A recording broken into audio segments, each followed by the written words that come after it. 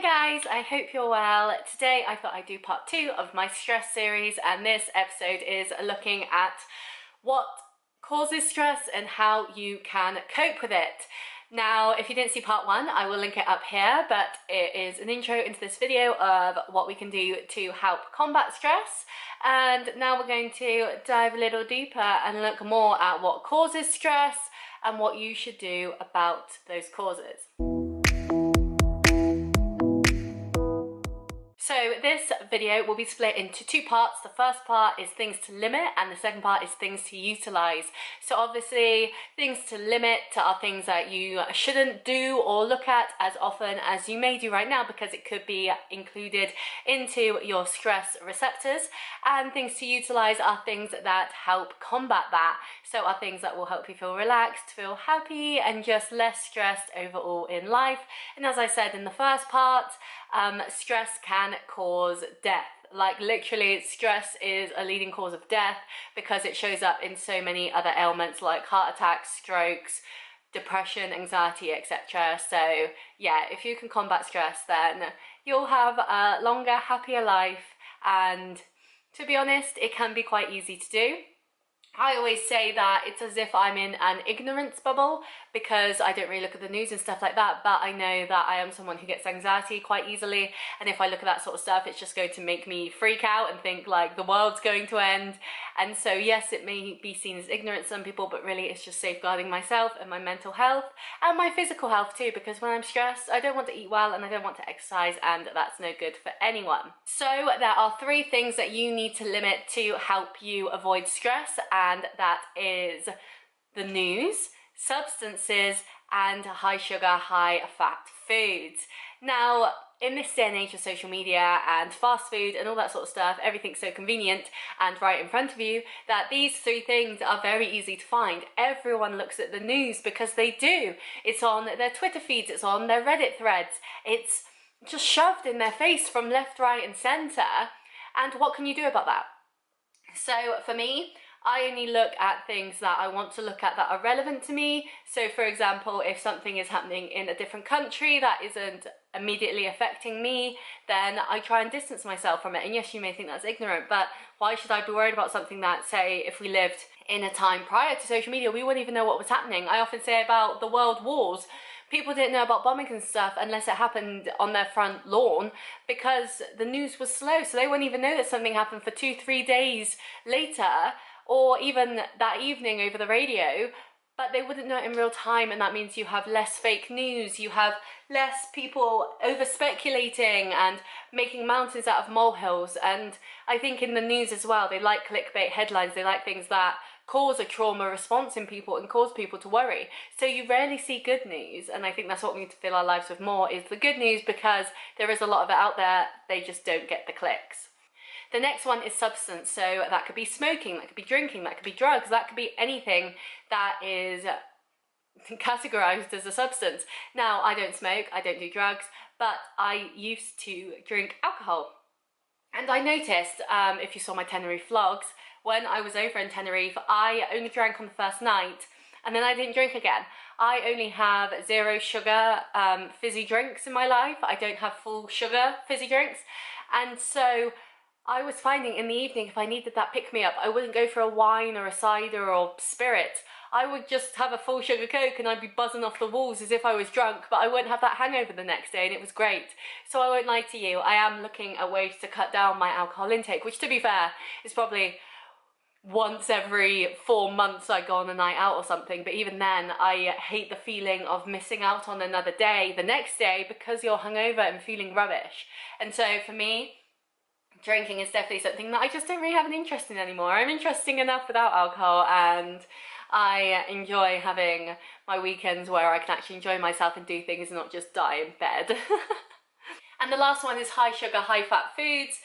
So as I said, takeaways are rampant now. I do think if we went back to the days of people having gardens and being able to have allotments in them, or people rearing their own animals, or local butchers and local like egg stalls and local fruit and veg stalls. I think it would be incredible, because then it's locally sourced, so it's better for the environment, but also you know where your food's coming from, and it's healthier. You're not going to these fast food places which pump it full of oils and fats and acids and sweeteners and all that sort of stuff, which aren't any good for you. So this is definitely something I'm trying to bring down as well. I currently have, well, my plan is to have one takeaway once a month, and that's it. So I can still eat out with friends at restaurants, but if I want like chips or Domino's or any sort of fast food place, it's only once a month, and everything else I cook from scratch at home, because it's much tastier, it saves me a lot of money too, and I feel better for it. Like, I know I always feel rubbish after a takeaway anyway, so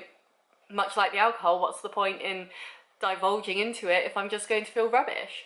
So those are the 3 things that you should try to eradicate from your life, at least to some extent, to bring down your stress. And these are the things that you should utilize to actually enjoy your life more. So the first one is spending time with others. Now, of course, if you're spending time with others, it should be with people that you like, that bring you up, that don't bring you down. There's no point spending time with people that you don't actually like, because then that's just going to annoy you and thus cause stress on your body. So make time for other people, make plans, go for dinner, go for a dog walk, I don't know, go to the gym together.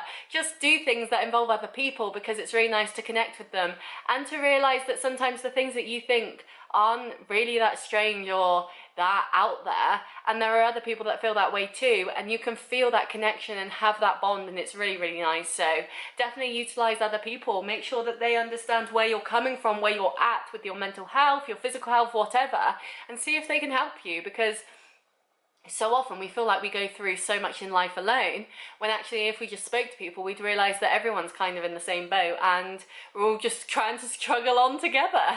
The next one is deep breaths. Now, breathing is so important to regulate how you feel. So when you feel stressed, when you feel upset or angry, you breathe quicker. Your like adrenaline starts pumping. You start overexerting your body because you're reacting negatively. But if you can take a step back and do some light breathing, then that's incredible. What I do, a couple of the tricks I use, is either the square technique. So the square is you breathe in for 3, hold for 3, breathe out for 3, hold for 3, breathe in, etc. in the square. Or the other one is doing it on your hands. This was something I learned recently, in that when you go up a finger, you breathe in. So you go, and then when you go down, you breathe out.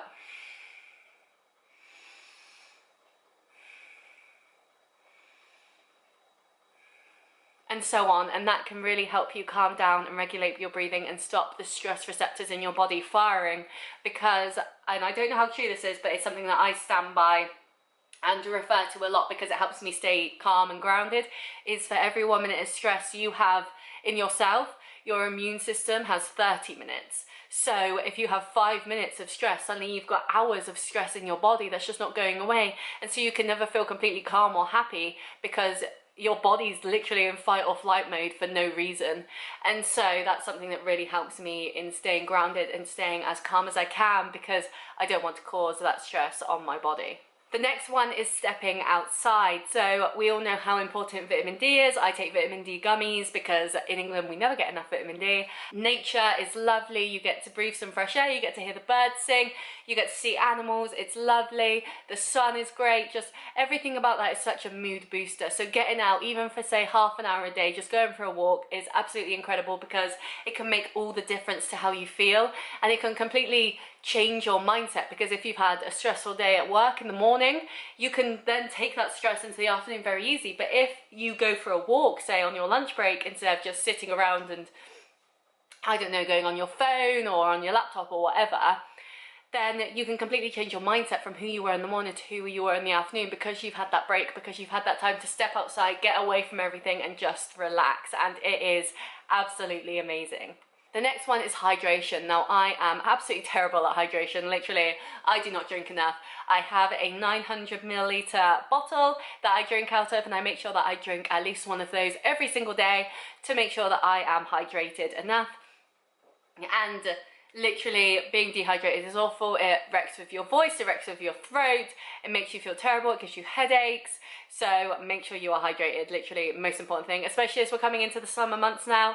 Nothing worse than being dehydrated on a hot day. The next one is find things that you enjoy. So it might be going out with people, it might be doing hobbies that you enjoy, it might be cycling, walking, running, whatever. Just find something that you enjoy and utilize that. And laughter. Literally, the smallest amount of laughter can completely change everything.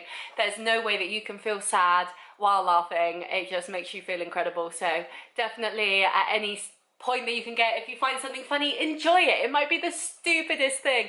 I went through a town recently, which is called Kent's Bottom. It's making me giggle for it. But someone had scratched out the T. Oh, it's so stupid. So it said Ken's Bottom. And even now, like, I got, oh, that's so stupid. But that's so funny. And it's like, I could have been like, that's dumb, I'm an adult, I shouldn't laugh at that. But I was like, that is hilarious, I love that, and I'm going to tell everyone about that. So, it's little things like that. Like, literally, I've got the biggest smile on my face now because of Ken's Bottom. But yeah, it's brilliant. So find those little moments to enjoy yourself. Find things that make you happy, that make you laugh, that make you enjoy life. And that give you that moment of thinking, yeah, this is what I want to do. And do them more often because it is so, so great. And the final thing is asking for help. I feel, especially for myself as well, I'm someone that doesn't really ask for help. I just kind of get on with life and that's it. But asking for help is so, so important because obviously you shouldn't suffer in silence. And especially if it's professional help, they can actually give you advice or steer you in a certain direction to actually get you better, which is incredible. So definitely utilize other people and remember that you're not alone in this sort of situation. Everyone goes through stress, everyone goes through hard times, that's okay. It's all about how we deal with it. But yes, so 3 things to get rid of: substances, high fat, high sugar food, and the news. And things to utilize: each other, hydration, going outside, laughter, talking to people, and deep breaths. Literally, if you add these things into your life, even in just little pockets, or like once a week you call someone up and have a giggle with them, or every day you, like I do, fill a water bottle up and tell yourself you have to finish it by the end of the day, or on your lunch break every day you go out for a walk regardless of the weather or whatever, then it can make such a difference. But literally, these are such invaluable tips that I'm giving you at the moment because they've really, really helped me. So I hope they can help you too. But yes, look out for part 3, which we will be talking about how to use food to give you a less stressful life. Because food, it's what you fuel yourself with and it can completely change everything. But yes, make sure you are around for that video. Make sure you're subscribed and I will see you next time. Bye.